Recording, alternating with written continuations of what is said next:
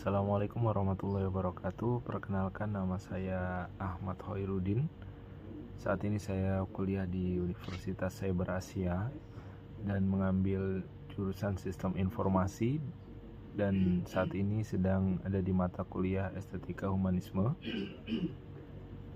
Sebelumnya terima kasih atas kesempatannya Ibu Rosana SSM Ikom AMIPR CPS. Pada kesempatan ini saya ingin membahas tema, dan saya memilih tema yang bagi saya sangat penting dalam konteks organisasi dan manajemen, yaitu leadership, seni dan gaya kepemimpinan. Kepemimpinan bukan hanya sekedar kemampuan untuk mengarahkan dan mengelola, tetapi juga merupakan seni yang melibatkan pengaruh, komunikasi, dan hubungan interpersonal. Dalam pembahasan ini saya akan mengeksplorasi konsep kepemimpinan, modal sosial, teori-teori kepemimpinan, berbagai gaya kepemimpinan, serta keterampilan yang diperlukan untuk menjadi pemimpin yang efektif. Baik, lanjut saja Ibu. Yang pertama ini modal sosial dalam kepemimpinan. Modal sosial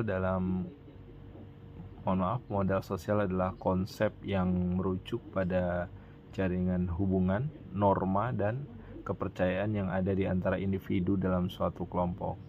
Menurut Fukuyama tahun 2002, modal sosial merupakan kapabilitas yang muncul dari kepercayaan dalam masyarakat. Modal sosial sangat penting dalam konteks kepemimpinan karena dapat memfasilitasi kolaborasi dan kerjasama yang diperlukan untuk mencapai tujuan bersama. Unsur modal sosial ini ada aspek kepercayaan. Kepercayaan adalah fondasi dari modal sosial. Menurut Fukuyama 1996, kepercayaan tumbuh dalam masyarakat dan ditunjukkan oleh perilaku jujur dan kerjasama berdasarkan norma yang dianut bersama. Yang kedua, aspek nilai dan norma. Nilai dianggap sah apabila ada keselarasan yang disepakati oleh masyarakat. Norma adalah aturan dalam kehidupan sosial yang mengandung sanksi bagi pelanggar. Yang ketiga, jaringan sosial. Jaringan sosial merupakan ikatan antara individu atau kelompok yang dihubungkan oleh kepercayaan dan pengalaman bersama.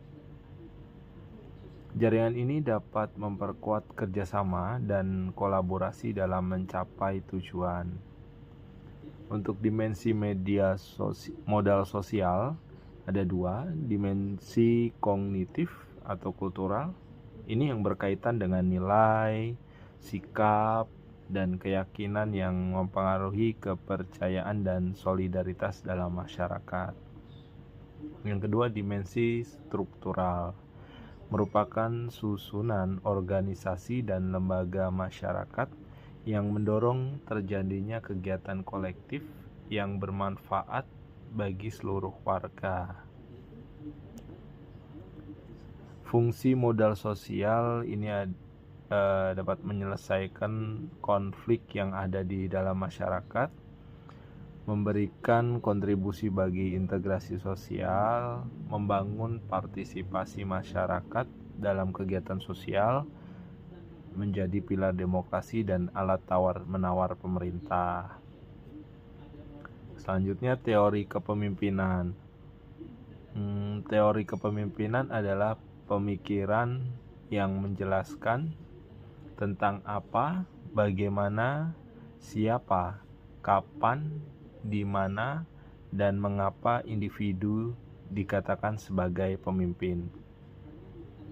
Teori-teori ini berfungsi sebagai pedoman untuk mendalami konsep kepemimpinan, mendalami konsep kepemimpinan diri, Ini ada beberapa teori kepemimpinan yang penting untuk dipahami. Ada di teori Great Man Theory. Teori ini berasumsi bahwa sifat kepemimpinan dan bakat dibawa sejak lahir. Pemimpin hebat dianggap memiliki karakteristik yang unik dan tidak dapat dipelajari. Selanjutnya, trait teori menyatakan bahwa orang dengan kepribadian tertentu seperti keberanian, kecerdasan, dan daya tanggap akan unggul dalam kepemimpinan. Teori ini fokus pada analisis karakteristik mental, fisik, dan sosial pemimpin. Selanjutnya, contingency theory.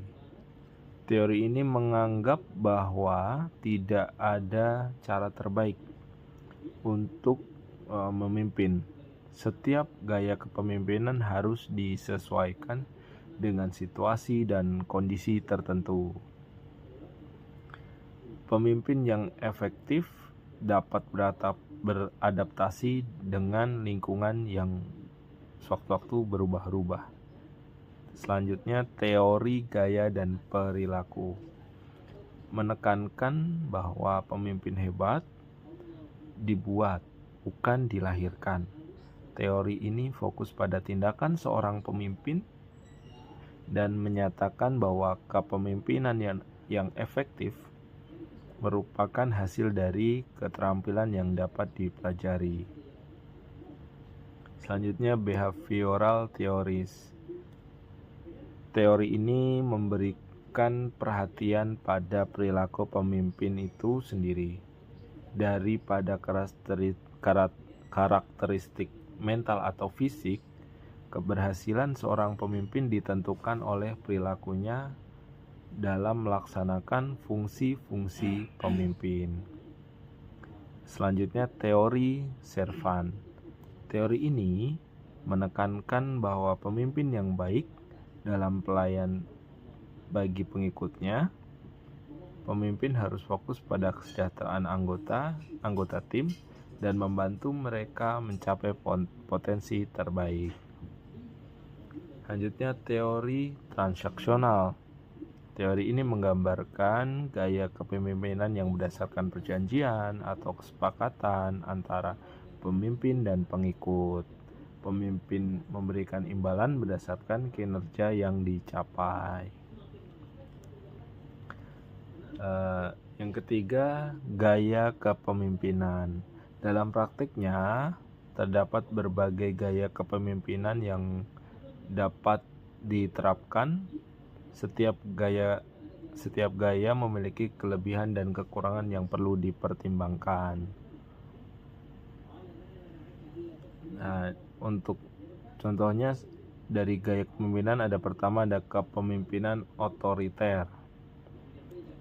Saya berikan contoh dulu untuk pemimpin otoriter ini. Contohnya ada Adolf Hitler, pemimpin Jerman yang dikenal dengan gaya kepemimpinan otoriter, di mana ia mengambil keputusan sepihak dan mengendalikan semua aspek pemerintahan. Kelebihannya, keputusan dapat diambil dengan cepat, pengawasan lebih mudah, dan ada rantai komando yang jelas. Untuk kekurangannya, suasana kerja bisa menjadi kaku, mengurangi kreativitas, dan dapat menimbulkan ketidakpuasan di kalangan anggota tim. Yang kedua, ada kepemimpinan demokratis. Contohnya ini ada pemimpin dari Amerika Serikat atau presiden dari Amerika Serikat, Abraham Lincoln. Presiden ini dikenal dengan gaya kepemimpinan demokratis, melibatkan anggota tim dalam pengambilan keputusan dan mendengarkan pendapat mereka. Untuk kelebihannya, ini kepemimpinan demokratis meningkatkan keterlibatan anggota tim, menciptakan rasa memiliki, dan mendorong kreativitas. Untuk kekurangannya, proses pengambilan keputusan bisa lebih lambat dan dapat memicu konflik jika anggota tim memiliki ego yang tinggi. Selanjutnya, kepemimpinan delegatif. Contohnya ini ada pendiri Virgin Group yang dikenal memberikan kebebasan kepada timnya untuk mengambil keputusan dan berinovasi. Namanya Richard Branson. Untuk kelebihannya sendiri, ini memberikan kepercayaan kepada anggota tim, cocok untuk individu yang termotivasi dan menciptakan rasa nyaman. Kekurangannya, tidak ada arahan langsung dari pimpinan, sulit diterapkan bagi mereka yang kurang bertanggung jawab. Selanjutnya, untuk kepemimpinan transformasional. Pemimpin transformasional yang menginspirasi banyak orang dengan visi dan komitmennya terhadap perdamaian dan persatuan. Contohnya Nelson Mandela. Kelebihannya mampu menginspirasi dan memotivasi anggota tim, meningkatkan komitmen emosional, dan memberdayakan potensi karyawan. Untuk kekurangannya, memerlukan visi dan misi yang jelas, serta komunikasi yang terus-menerus. Yang kelima, kepemimpinan transaksional. Ini contohnya mantan CEO General Electric, Jack Welch, yang menerapkan gaya kepemimpinan transaksional dengan memberikan imbalan berdasarkan kinerja.